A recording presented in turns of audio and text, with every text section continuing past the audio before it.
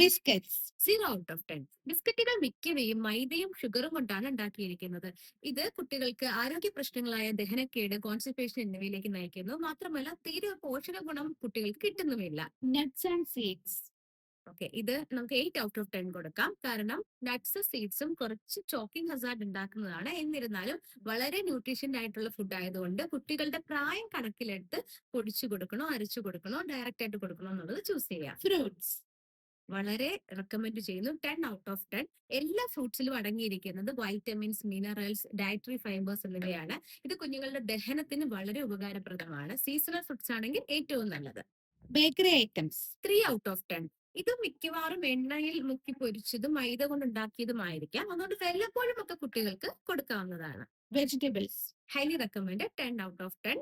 Vegetables steamed ആയിട്ട് കൊടുക്കാം, direct ആയിട്ട് കൊടുക്കാം, പ്യൂരീസ് പോലെയോ റോസ്റ്റ് ചെയ്തോ എങ്ങനെയാണെങ്കിലും കുട്ടികളുടെ പ്രായവും അവരുടെ ഇഷ്ടവും അനുസരിച്ച് കൊടുക്കാവുന്നതാണ്. എണ്ണ പലഹാരങ്ങൾ. 5 ഔട്ട് ഓഫ് 10. വീട്ടിലുണ്ടാക്കുന്നതാണെങ്കിൽ കുറച്ചും കൂടി നല്ലതാണ്. നല്ല എണ്ണയിൽ ഉണ്ടാക്കാനായിട്ട് പ്രത്യേകം ശ്രദ്ധിക്കണം.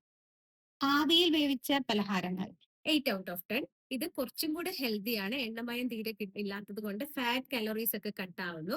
ഇതിന്റെ മെയിൻ കണ്ടന്റ് എന്ന് പറയുന്നത് അരിയും പിന്നെ കുറച്ച് മധുരവുമായിരിക്കും. അതുകൊണ്ട് ഇടയ്ക്കൊക്കെ കുഞ്ഞുങ്ങൾക്ക് നല്ലപോലെ കൊടുക്കാവുന്നതാണ്. മുറുക്ക്, ചിപ്സ് തുടങ്ങിയവ. 8 ഔട്ട് ഓഫ് 10. ഇതും എണ്ണയിൽ വറുത്താണ് എടുക്കുന്നെങ്കിൽ പോലും കണ്ടൻസ് കുറച്ച് നല്ലതായതുകൊണ്ട് ഇടയ്ക്ക് നമുക്ക് സ്നാക്സ് ആയിട്ട് കുഞ്ഞുങ്ങൾക്ക് കൊടുത്തു വിടാവുന്നതാണ്.